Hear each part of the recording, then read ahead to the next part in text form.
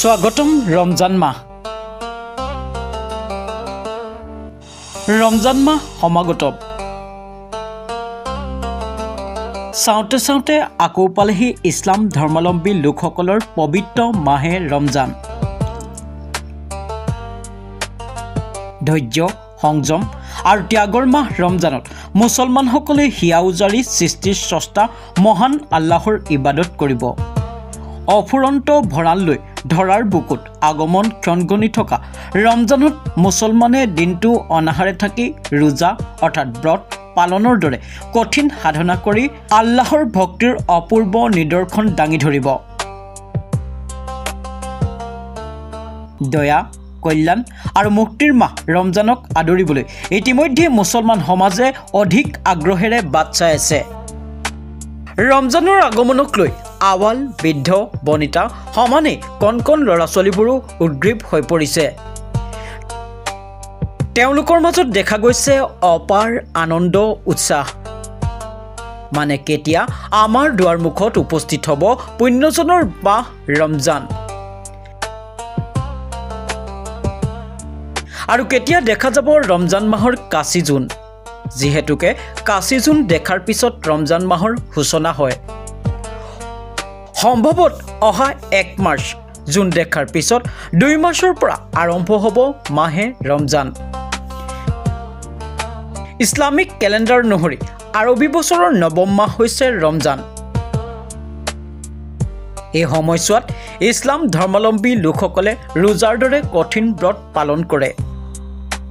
হয়, কাচি জোন দেখাৰ পিছত মাহে ৰমজানৰ সূচনা হ'ব। 1 মাৰ্চত যদিহে জোন দেখা নাযায় তেন্তে 3 মাৰ্চৰ পৰা আৰম্ভ হ'ব ৰোজা।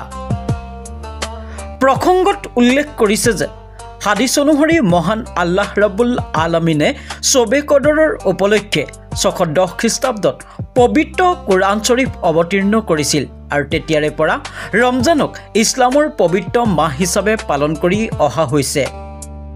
ইছলাম ধৰ্মৰ ঐশ্বৰিক গ্ৰন্থ পবিত্ৰ কোৰাণত ৰমজান মাহৰ উল্লেখ পোৱা যায়।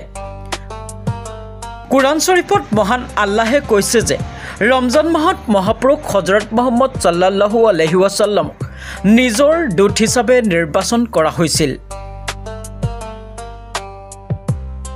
সেয়ে এইটো ইছলাম ধৰ্মাৱলম্বীসকলৰ কাৰণে এটা পবিত্ৰ আৰু মহামণ্ডিত মাহ।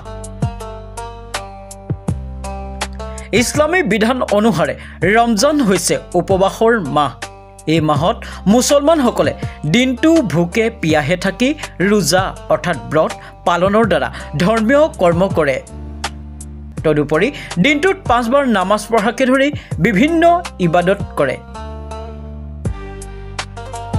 ইছলাম ধৰ্মীয় গ্ৰন্থ অনুসৰি এই মাহত আল্লাহৰ উপাসনা বা ধৰ্ম কৰ্ম কৰিলে অন্য মাহৰ তুলনাত অনেক গুণে পুণ্য বা স্বভাৱৰ প্ৰাপ্ত হয়। তদুপৰি ৰোজা পালনকাৰীৰ কাৰণে মহান আল্লাহে জান্নাত অৰ্থাৎ স্বৰ্গৰ দৰ্জাসমূহ উন্মুক্ত কৰি দিয়ে।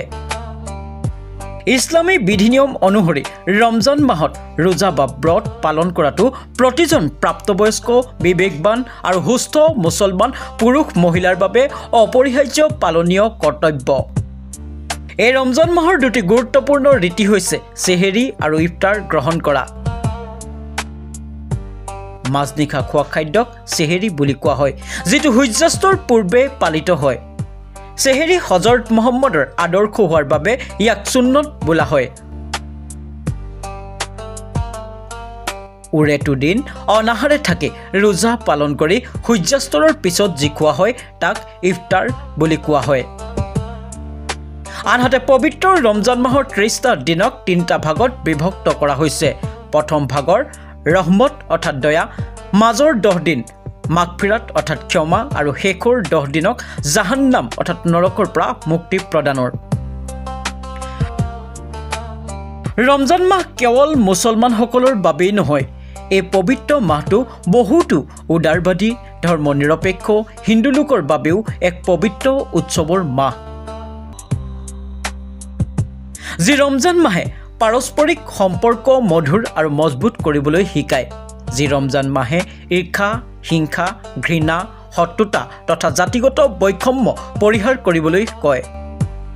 যি ৰমজানে ধৈৰ্য, সংযম আৰু ত্যাগৰ বাবে মানুহক উৎসাহিত কৰে, যি ৰমজানে আধ্যাত্মিকতা, সাধনা আৰু তপস্যাৰ দ্বাৰা 6 ৰিপু দমন কৰিবলৈ দীক্ষা দিয়ে, সেই ৰমজানৰ পবিত্ৰ ইফতাৰ পাৰ্টিৰ যোগেদি এইটো ধৰ্মৰ মানুহে আন এটা ধৰ্মৰ মত মানুহক বিশ্বাসত লৈ ভাতৃত্ববোধৰ এনাজৰীডাল সুদীৰ্ঘ কৰিবলৈ সুযোগ পায়। আচলতে ৰমজান মাহৰ অনুভূতিয়েই সুকীয়া। ৰমজানৰ প্ৰভাৱত নাথাকে কলুষতা, মলিনতা আৰু ভেদভাৱৰ লেখ। হয়, ঈশ্বৰ আল্লাহে বাস কৰা হৃদয়ত কেতিয়াও থাকিব নোৱাৰে হিংসা, ঘৃণা, শত্ৰুতা আৰু ঈৰ্ষাৰ মানসিকতা। News Desk Report, any news time.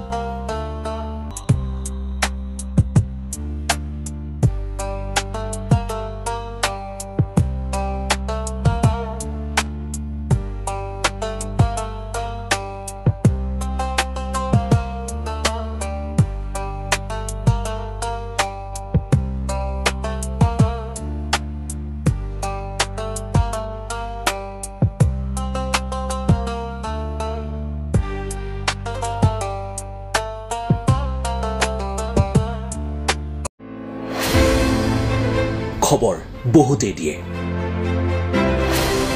তথ্য বহুতেই জনায়, কিন্তু সেয়া কিমান নিৰপেক্ষ, সেয়া কিমান সত্য? আমি জনাম খবৰৰ আঁৰৰ খবৰ। মচলা নহয়, আমি জনাম মাথো সত্য, সততা, নিৰ্ভীকতা আৰু ক্ষিপ্ৰতাৰে দেশ আৰু দহৰ সেৱাত অতন্দ্ৰ প্ৰহৰী হৈ এনি নিউজ টাইম।